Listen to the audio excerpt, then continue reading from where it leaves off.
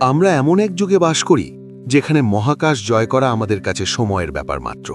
যে দেশে বিজ্ঞানের জয় জয়কার, সেখানেই লুকিয়ে আছে এমন কিছু স্থান যেখানে পদার্থবিজ্ঞানের সব নিয়ম হার মেনে যায়। কিন্তু আপনি কি জানেন, আমাদের এই বাংলাদেশেই এমন কিছু স্থান আছে যেখানে গেলে আধুনিক কম্পাস কাজ করা বন্ধ করে দেয়, যেখানে রাত নামলেই মানুষ যাওয়া বন্ধ করে দেয়। এই জায়গাগুলোর রহস্য আজও বিজ্ঞান ব্যাখ্যা করতে পারেনি। আজ আমরা উন্মোচন করব বাংলাদেশের সেই 5টি অভিশপ্ত স্থান যার রহস্য আধুনিক বিজ্ঞান আজও ব্যাখ্যা করতে পারেনি। ভিডিওটি শেষ পর্যন্ত দেখুন, কারণ 5 নম্বর জায়গাটি আপনার রাতের ঘুম কেড়ে নেবে। রহস্য 1, লালবাগ কেল্লার সেই সুড়ঙ্গ। ঢাকা শহর 400 বছরের পুরনো এক ইতিহাসের সাক্ষী, কিন্তু এই ব্যস্ত শহরের বুকেই লুকিয়ে আছে এমন এক রহস্য যার সমাধান আজও মেলেনি। আমরা আজ কথা বলছি লালবাগ কেল্লার সেই বিতর্কিত এবং রহস্যময় সুড়ঙ্গ নিয়ে, যে সুড়ঙ্গের দরজা একবার বন্ধ হওয়ার পর আর কোনোদিন খোলেনি। ভাবুন তো, একটা সুড়ঙ্গ যেটার ভেতরে একবার ঢুকলে আপনি আর ফিরে আসবেন না। লোকমুখে শোনা যায় ব্রিটিশ আমলে এই সুড়ঙ্গের রহস্য উদ্ঘাটন করতে 2টো শিকারী কুকুর পাঠানো হয়েছিল। প্রথমবার একটা কুকুর ফিরে এলেও দ্বিতীয়বার যখন শিকল বেঁধে আরেকটা কুকুর পাঠানো হয়, শিকলটা ফিরে এসেছিল ঠিকই, কিন্তু সেই কুকুরটি উধাও হয়ে যায়, যেন সুড়ঙ্গের গভীর অন্ধকারের কোনো এক দানব তাকে গিলে ফেলেছে। অনেকেই বলেন এটা ছিল মুঘল সম্রাটদের পালানোর পথ, কেউ বলেন এর শেষ মাথা নাকি বুড়িগঙ্গা নদী, আবার কেউ বলেন এটা গিয়ে মিশেছে 18 কিলোমিটার দূরের টঙ্গী নদীতে।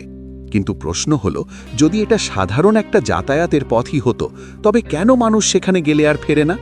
কেন আজও ওই দেওয়ালের ওপার থেকে অদ্ভুত সব শব্দ আসার দাবি করেন স্থানীয়রা? ইতিহাসবিদরা হয়তো বলবেন এটা কেবলই একটা পানি নিষ্কাশন ব্যবস্থা, কিন্তু মানুষের বিশ্বাস আর ইতিহাসের পাতা এক কথা বলে না। 1857 সালের সিপাহী বিদ্রোহের সেই রক্তক্ষয়ী ইতিহাস কি মিশে আছে এই সুড়ঙ্গের দেওয়ালে? সরকার এই সুড়ঙ্গটি ইটের দেওয়াল দিয়ে চিরতরে সিল করে দিয়েছে, যাতে আর কেউ ওই গোলকদাধায় হারিয়ে না যায়। কিন্তু বন্ধ দরজার ওপারে আজও কি আছে? ভয় নাকি এক অজানা ইতিহাস? লালবাগ কেল্লার এই সুড়ঙ্গ কি শুধুই স্থাপত্য, নাকি এক জীবন্ত মৃত্যুফাঁদ? রহস্য 2, নিঝুম দ্বীপের রহস্যময় নিশির ডাক। লোকে বলে গভীর রাতে এখানে কেউ একজন ডাকে, কেউ বলে ওটা বনের আত্মা, কেউ বলে ওটা নিশির ডাক। কিন্তু এই নিস্তব্ধতার কি নিজস্ব কোনো ভাষা আছে? স্বাগতম আপনাদের নিঝুম দ্বীপে, যেখানে সময় থমকে দাঁড়ায় প্রকৃতির মায়ায়। নোয়াখালীর হাতিয়া থেকে কয়েক মাইল দূরে বিচ্ছিন্ন এক ভূখণ্ড নিঝুম দ্বীপ। দিনের আলোয় যা স্বর্গের মতো সুন্দর, রাত নামলেই সেখানে দানা বাঁধে এক অদ্ভুত রহস্য। এখানকার পুরনো মানুষরা বিশ্বাস করেন গভীর রাতে নাম ধরে কেউ ডাকলে সাড়া দিতে নেই, কারণ সেই ডাক মানুষকে নিয়ে যায় এক গন্তব্যহীন পথে। তবে বিজ্ঞান কি বলে? পর্যটকরা যখন রাতে বনের ধারে ক্যাম্পিং করে, তখন তারা যে ডাক শুনতে পায় সেটা আসলে কিসের? রহস্য ভেদ করতে গিয়ে দেখা যায় বনের প্রধান বাসিন্দা চিত্রা হরিণরা বিপদে পড়লে বা দলছুতো হলে এক বিশেষ ধরনের শব্দ করে, আর নিস্তব্ধ রাতে এই শব্দটাই প্রতিধ্বনিত হয়ে মানুষের মনে ভয়ের সৃষ্টি করে। রহস্য 3, ফয়েজ লেক। পাহাড় আর হ্রদের এক অপূর্ব মেলবন্ধন চট্টগ্রামের ফয়েজ লেক। দিনের আলোয় যা পর্যটকদের ভিড়ে মুখর থাকে, ঠিক সূর্য ডোবার পর সেই লেকই নাকি রূপ নেয় এক নিস্তব্ধ বিভীষিকায়। আপনি কি জানেন এই শান্ত জলের নিচে আর পাহাড়ের নির্জন বাঁকে লুকিয়ে আছে 100 বছরের পুরনো এক রহস্য, যা আজও মানুষকে তাড়িয়ে বেড়ায়? আজ আমরা জানব ফয়েজ লেকের সেই রহস্যময় ছায়ামূর্তির গল্প। 1924 সালে ব্রিটিশ ইঞ্জিনিয়ার মিস্টার ফয় যখন এই লেক খনন করেন, তখন হয়তো তিনি কল্পনাও করেননি এটি একদিন রহস্যের আখড়া হবে।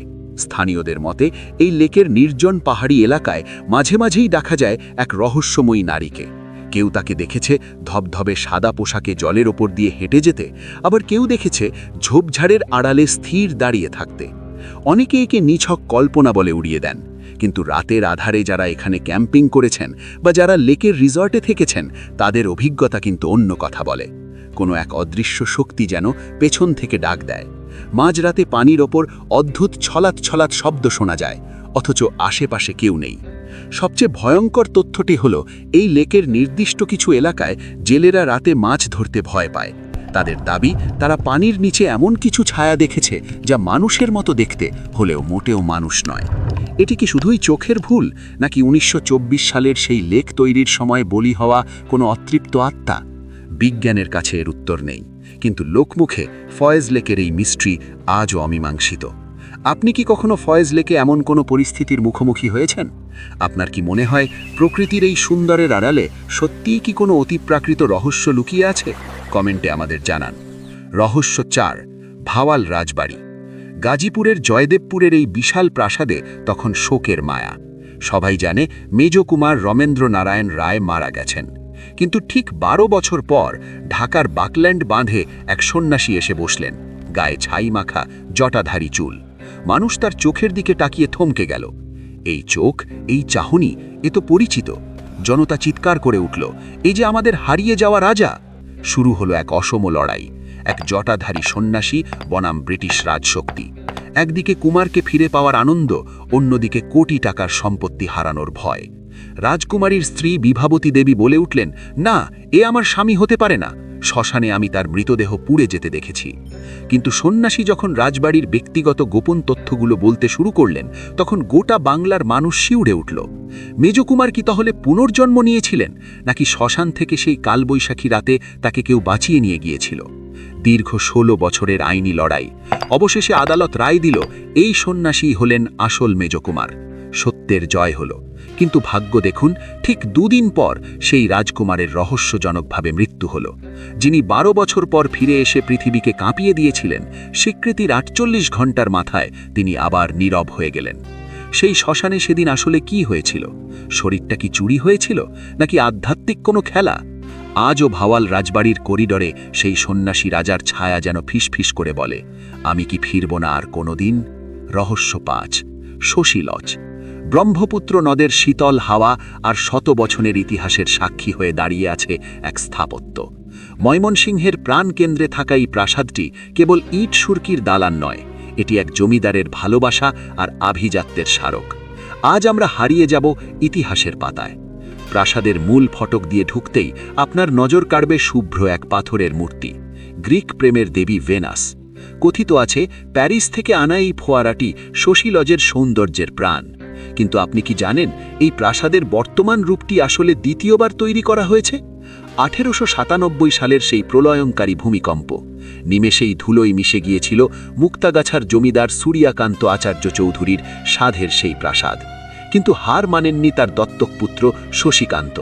১৯০৫ সালে ঠিক এই জায়গায় তিনি আবারও গড়ে তোলেন আজকের এই নয়নাভিরাম শশী লজ। ভেতরে পা রাখলেই মনে হবে সময় যেন থমকে গেছে। ২৪টি বিশাল কক্ষ, অন্দরমহলের সূক্ষ্ম কারুকার্য আর সেই আমলের দামি ঝাড়বাতি। এখানকার প্রতিটি কোণে লুকিয়ে আছে আভিজাত্য আর রাজকীয় জীবনের গল্প। তবে সবচেয়ে অবাক করবে এই পেছনের এই পুকুর ঘাটটি। রানীদের গোসলের জন্য বানানো হয়েছিল দোতলা এই বিশেষ স্নানাগার। চারপাশটা এতটাই নিস্তব্ধ যে কান পাতলে আজও যেন সেই রাজকীয় আমেজ টের পাওয়া যায়। এখন প্রশ্ন হলো, এসব কি শুধু গল্প, নাকি সত্যিই আমাদের চারপাশে এমন কিছু আছে যা বিজ্ঞান এখনও বুঝতে পারেনি? আজকের এই যাত্রা আপনার ভাবনার জগতে কতটা আলোড়ন তুলল তা আমাদের কমেন্টে জানাতে ভুলবেন না। আপনার আশেপাশেও কি এমন কোনো অমীমাংসিত গল্প আছে? লিখে পাঠান আমাদের। হয়তো পরের পর্বে আমরা পৌঁছে যাব আপনার বলা সেই রহস্যময় ঠিকানায়। ততক্ষণ পর্যন্ত সাবধানে থাকুন, চোখ খোলা রাখুন। যদি তুমি এমন রহস্যময় ভিডিও ভালোবাসো, তাহলে এখনই সাবস্ক্রাইব করো।